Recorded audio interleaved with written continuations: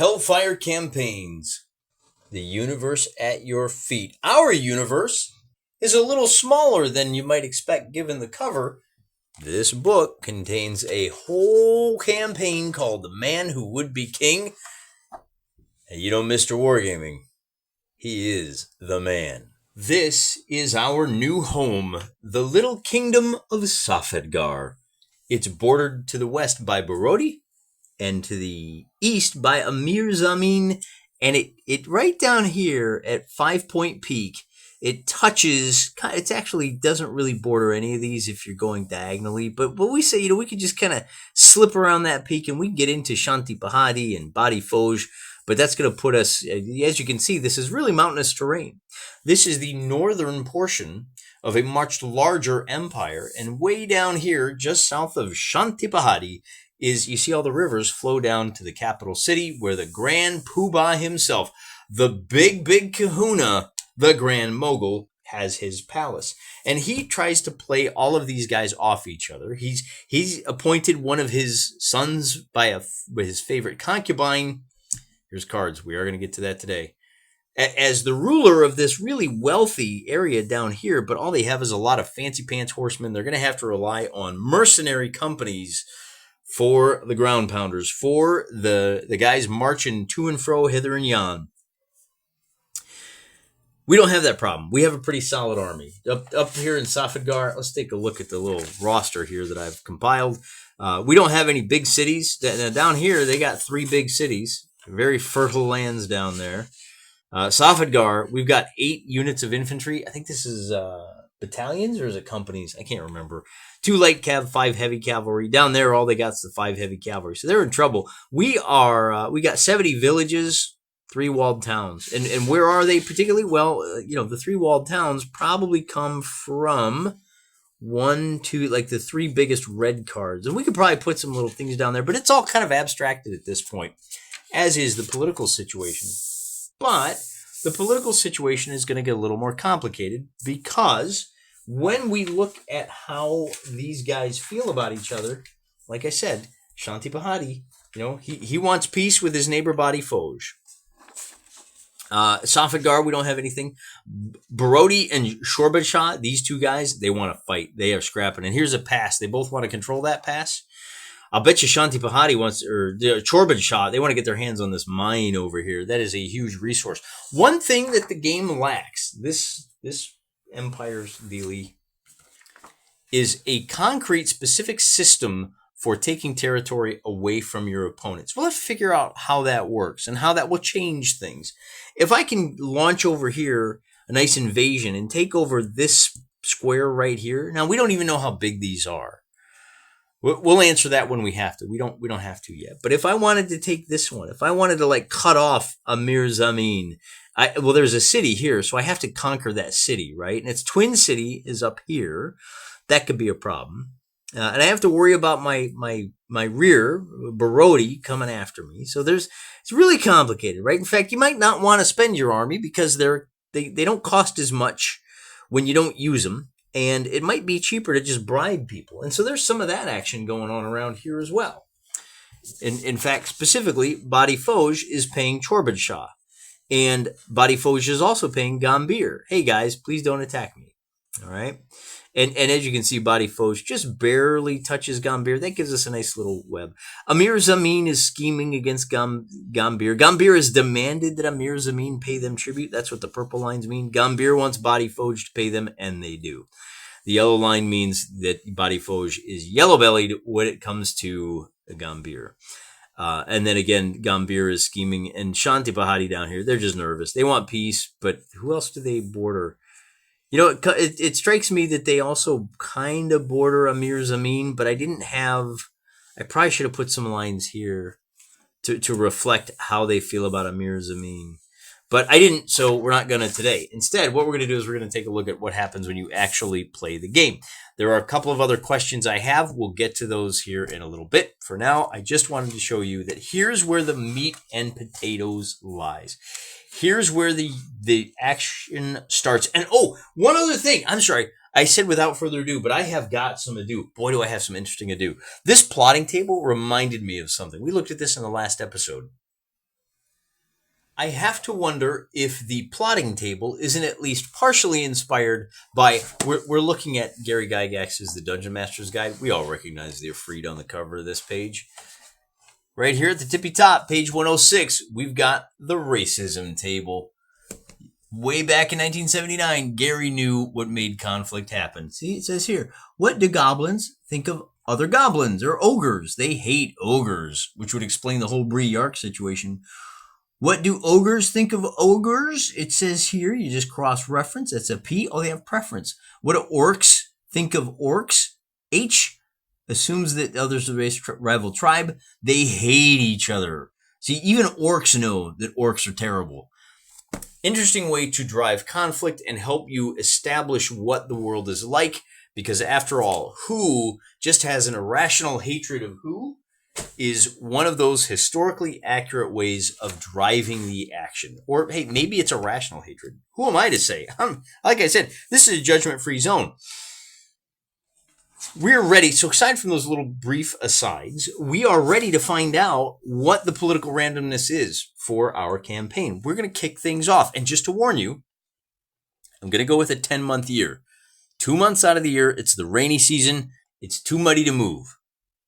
It just keeps it simple, okay? So whatever like our income is for the month, we just got to multiply it by 10. We're going to go with a little bit of a improvised decimal system. I'm going to cut these cards and well, hold on, I should probably show you. This is my Hawaiian kind. There's Queen Liliuokalani. There's King Lilioku.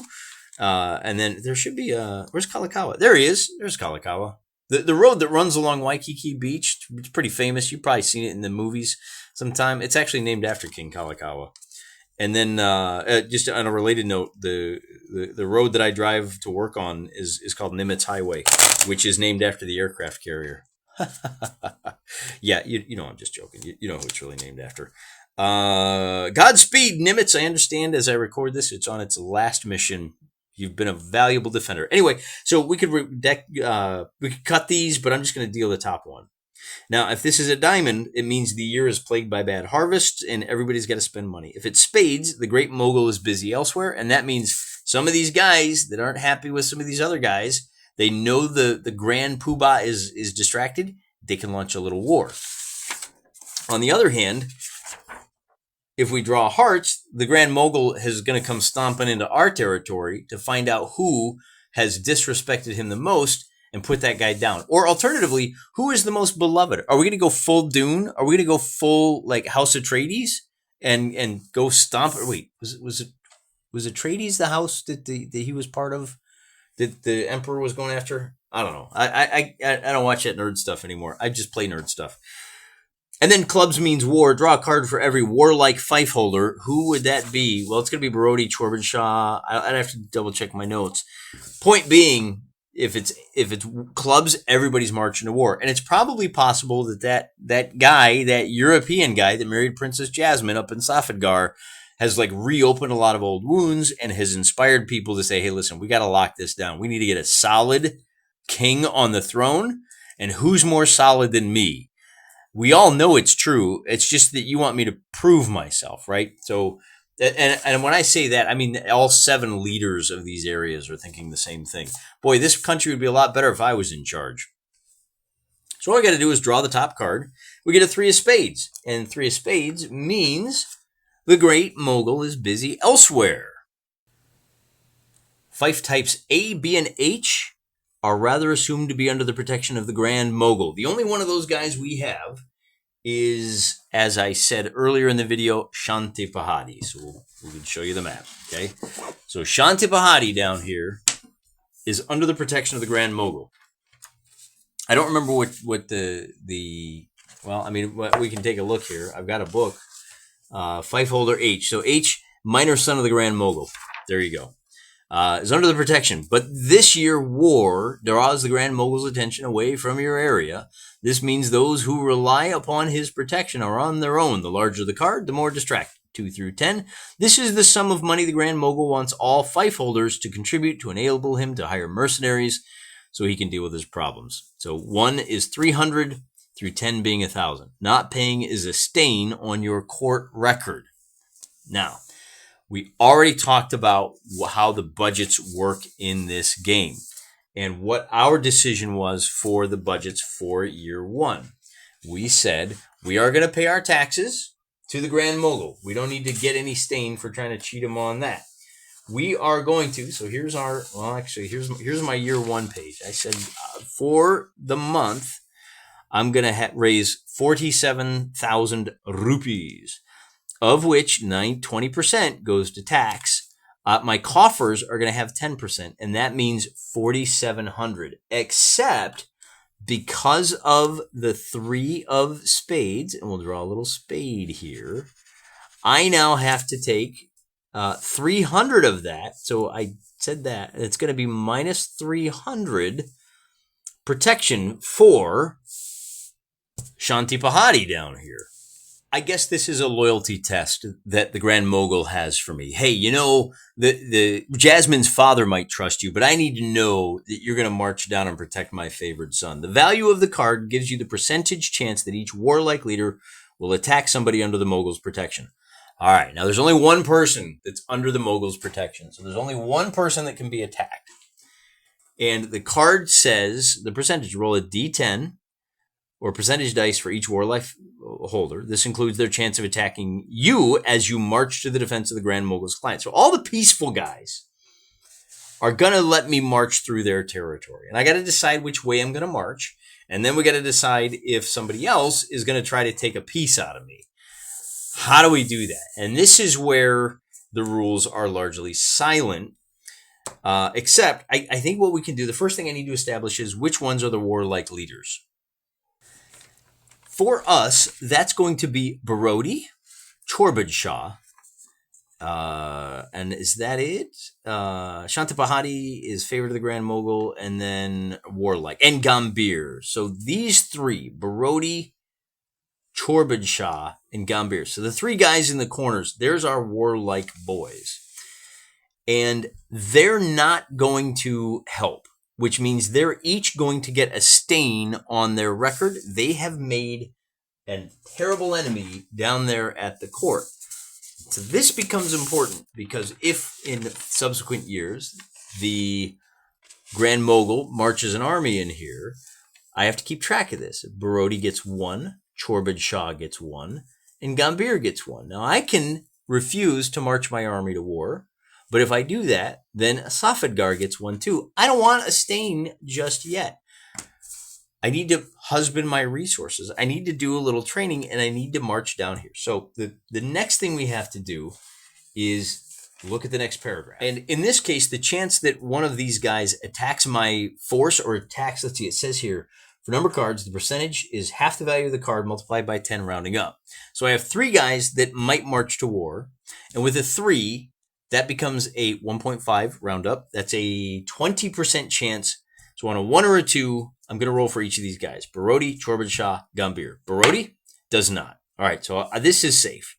Chorbad Shah gets a 5. They do not. And Gambhir also does not. So essentially, I'm just going to take my boys for a walk. I'm not going to be attacked by any of these guys. We're going to march down the river here. We're going to go hang out in the cities, and then we're going to march back up. However, we do need to pay that 300 coins each time. And that's really going to be it for the year. So pretty chill, pretty low key. That's great because it's going to give us an opportunity to maybe try to beat some sense into these wild savages. And I say that with all the love in my heart. I have gone native, kind of. I want to upgrade my military. And it looks like this year, nobody wants to test the new guy. I got to march through Amir Zamin. I got to march through Gambhir and Shanti Pahadi. So what does that mean for our actual activity for the year? Well,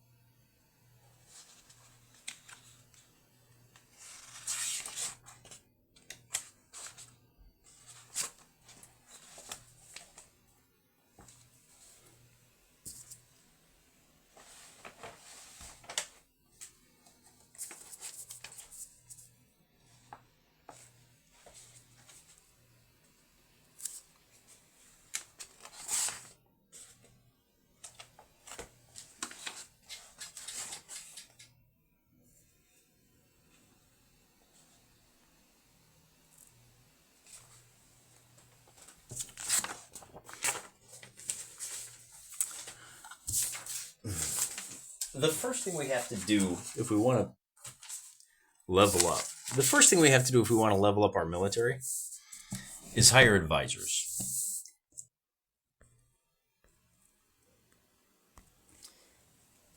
The first thing we need to do if we want to level up our military is hire advisors. And these are guys from the Western European nations that have some experience taking a bunch of ignorant rubes from out in the country and beating them into shape and turning them into well-disciplined and well-trained warriors. That's going to set us back. So, I'm sorry, this is our protection money. And then so this is 500. I need to write this down. I need to be careful so I can track this, okay? So this 300 was defend. What was the country that we defended there? You'd think I'd know. You'd think I'd have all these crazy names. Shanti Pahadi. So the Moguls, man, we defended Shanti Pahadi. We bought some mercenaries, and that's going to be Pahadi. Why did I pick such long names? And I wrote it in the wrong place. Shanti Pahadi. That's what we did this year. We probably sent a little show of force. Maybe we even accompanied it. This 500 a month now is going to be our advisors. And then we are going to start slowly amassing some drilled infantry. I want a corps. I want a couple of those guys. And that's going to cost us some serious money. Long story short, it doesn't all happen. Rome wasn't built in a day, and a reasonable military also wasn't built in a day.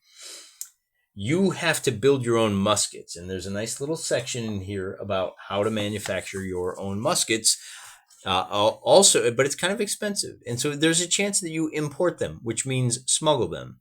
It's a little cheaper, it's a lot faster, but there's a chance that you lose your investment. So what we're going to do is we're going to buy enough muskets every month to equip 3 bases. Over the course of the 10 months, that's going to cost us. So that's going to be, as it said there, 120 credits for muskets each month. Okay, and we're just gonna multiply this by 10 when we are done. Then we need to, let's see, it's 300 for the muskets plus 400 for home produced equipment. Well, that's a one-off. Okay, so I'll factor that in here in a minute. And then you have to train your company to add 300 credits a month for 2 months while they're in training. And then fully trained, it's paid 550 credits a month. That's a whole lot of numbers that all lead up to the same thing. It's going to cost me 800 a month, which knocks me down to a mere 3,900 a month for my surplus. It's going to cost me 1,150 to get gear and train these guys up. And it's 400 for the gear. I think I missed that part. So it's 400 for gear. Even this isn't right. Okay.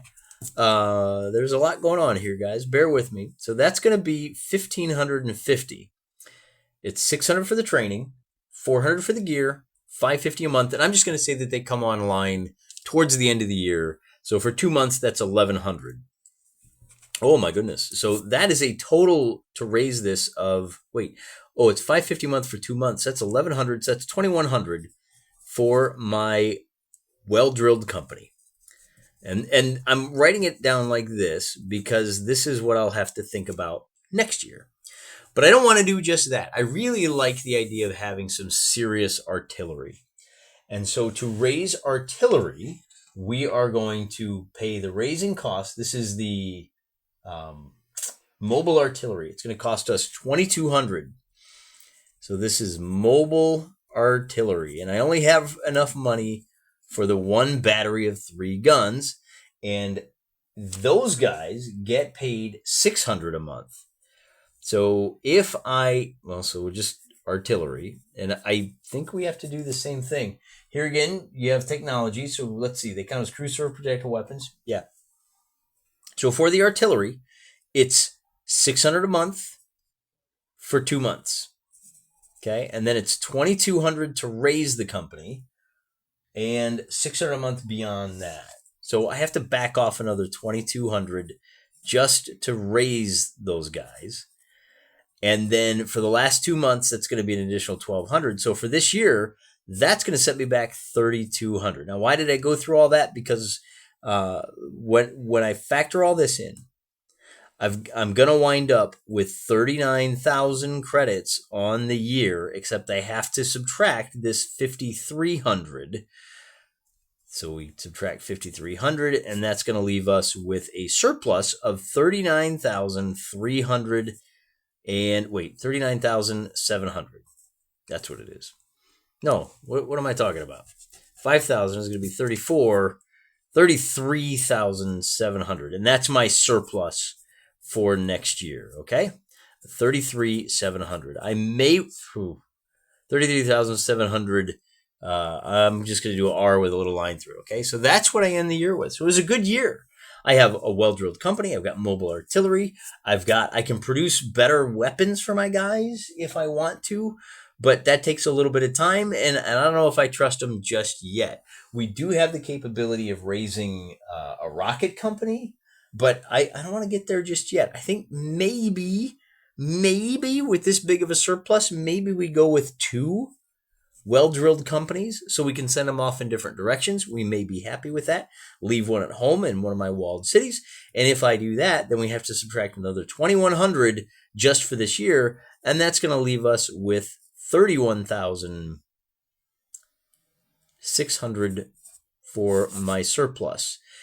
And next year, I'm going to have to worry about my army costs of, it's 1,100 for the infantry, and it's going to be 600 for the artillery. So that means I got to take off 1,700, and that means that my coffers are only going to go up by 3,000 rupees. I keep writing credits because I've been playing too many science fiction games, but that's how the math works out. We got 2 well-drilled companies, mobile artillery, and maybe next year, if we have another year of peace, we will do something else. But for now, we're coming into the next year with a pretty sizable surplus. Maybe that paints a target on our back. I'm okay. What are the drawbacks to reserving 10% for your coffers and not going with a 20-40-40? We're going to find out when we play out year 2 of this game. But for now, I just wanted to show you how these things operate. We got lucky with a low draw. If we had drawn a much higher card or a face card and we had to go to war already, we'd have to go to war with the one that brung us, and that's just these 15 guys. Now, one of the questions that we have to think about here is, what does this mean for our rivals? What are they doing? And for the record, I don't want to track all of this information for each of these guys. All I'm going to track is their core military and whether or not the Grand Poobah has given them elephants. Or alternatively, I may just go ahead and kind of bump this up. Years where we're getting ready, where we're laying low, maybe we just say, you know what, these guys are going to get some well-drilled infantry as well. If each of these guys gets an additional, each of the Warlike guys gets an additional infantry this year, so maybe that's what we do. Maybe we say, you know what, each of these guys now has 1 well-drilled infantry. And we'll put a little note here, +1 well-drilled infantry. And what that means is they have plots to hatch of their own. The one thing I really do want to track is this, how many stains they have. Who's not going to take care of their people? Who's going to be making enemies at court? Because if next year the big bad Grand Kahuna decides to show up, he's going to pick one of these 3 guys, and he's going to march to war against them, and I got to help him. And when I say he marches to war, I mean he orders me to do it. So this is how this little campaign system starts to generate some map-based, I mean, not map-based. I mean, is this really map-based? It's really kind of a hex and counter war game at this point, isn't it? Where'd my map go? There it is.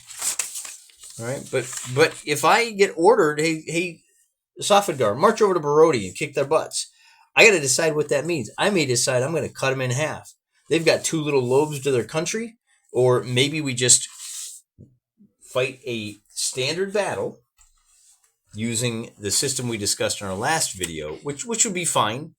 And the results of that battle will kind of indicate how much money they're spending next year. So for now, I'm comfortable. This was a nice little nice little small bite at the Wargaming apple for tonight. We sat down, we did a random card, figured out our military, beefed it up a little bit. We've got a lot of money in the bank now. So next year, maybe we can even start hiring some mercenaries to come fight for us. I don't know. That's the other thing is maybe these unwarlike guys, maybe they spend a little bit of money on mercenaries, huh? And then maybe there's an opportunity later for us to come along and pay the mercenaries more money to not fight. Because sometimes that happens. And that's kind of political games that can make for some surprising activity in your miniature war game. Till next time, guys. Me and Jasmine are praying for you.